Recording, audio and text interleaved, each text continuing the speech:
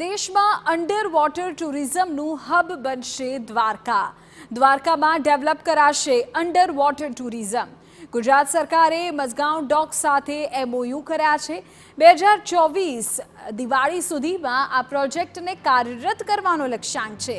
દ્વારકા કોરિડોરની સાથે યાત્રાધામના વિકાસ માટે પણ આ મહત્વપૂર્ણ પગલું રહેશે. અંડર વોટર ટુરિઝમ શરૂ કરનાર દેશનું પ્રથમ રાજ્ય ગુજરાત બનશે. ગુજરાત ટુરિઝમના MD સૌરભ પારકી સાથે TV9ની ખાસ વાતચીત થઈ. તેમણે શું કહ્યું એ સાંભળો. વાઇબ્રન્ટ ગુજરાતની 10મી એડિશન પહેલા અનેક મહત્વપૂર્ણ MOU ગુજરાત સરકાર દ્વારા કરવામાં આવ્યા છે, જેમાં એક મહત્વપૂર્ણ MOU દ્વારકાને લઈને પણ થયો છે. ત્યારે આપણી સાથે વાત કરવા માટે ટુરિઝમ વિભાગના MD સૌરભભાઈ પારગી ઉપસ્થિત છે. સૌરભભાઈ, અનેક MOU થયા છે, પણ જે દ્વારકાનો MOU છે તે ખૂબ ચર્ચામાં છે. શું MOU છે જાણવાનો પ્રયાસ કરીએ પહેલા. દ્વારકા આપ જાણો છો કે એમાં ટુરિસ્ટ ફૂટફોલ છે. ગુજરાતમાં one of the highest tourist footfall આપણે ત્યાં જોવા મળે છે. સાથે સાથે ત્યાં શિવરાજપુર બીચ છે, એ એક બ્લુ ફ્લેગ બીચ તરીકે આપણને એનો દરજ્જો મળ્યું છે. ટુરિસ્ટનો ઘસારો હજી વધારવા માટે અને એમને એક નવું એક્સપિરિયન્સ આપવા માટે ગુજરાત સરકારે મઝગાંવ ડોક લિમિટેડ સાથે એક MOU કર્યું છે.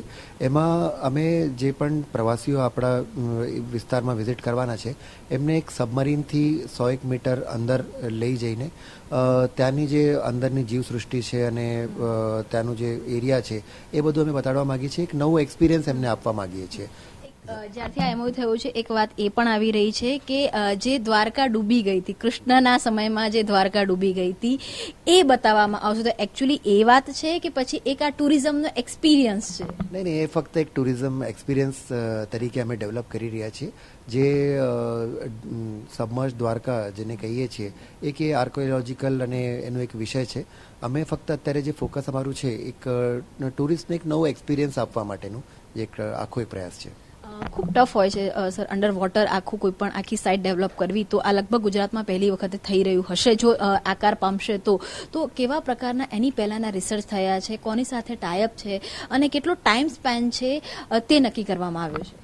એમાં બધા જ સર્વે જે છે નેશનલ ઇન્સ્ટિટ્યૂટ ઓફ ઓશિયોનોગ્રાફી અને જે મઝગાંવ ડોક છે, એટલે સરકારની એજન્સીઓ દ્વારા ઘણા સમયથી એક સર્વેની કામગીરી અને બધું ચાલી રહ્યું છે.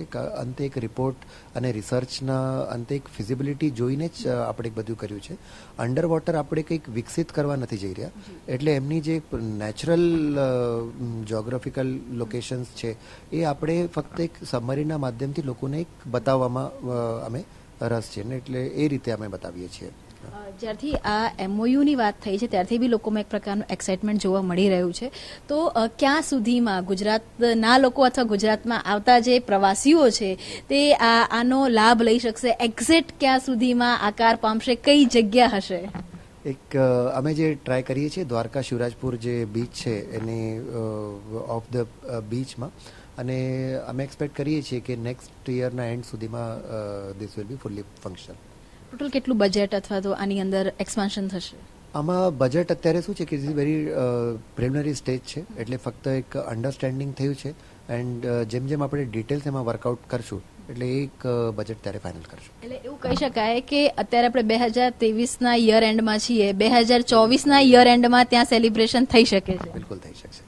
ધન્યવાદ અમારી સાથે વાત કરવા માટે. તો આ હતા ટુરિઝમ વિભાગના MD સૌરભભાઈ પારગી, જે ખૂબ સ્પષ્ટતાથી માની રહ્યા છે કે એક ટુરિઝમનું જે સ્પોટ છે તે ડેવલપ થઈ રહ્યું છે. કદાચ ગુજરાત પહેલું છે કે ત્યાં આ પ્રકારનો સ્પોટ દ્વારકા પાસે ડેવલપ થઈ રહ્યું છે અને 2024ના અંતમાં કદાચ વીકેન્ડ છે તે અનેક મુસાફરો, અનેક પ્રવાસીઓ દ્વારકા અંડર વોટર પર માણી શકશે.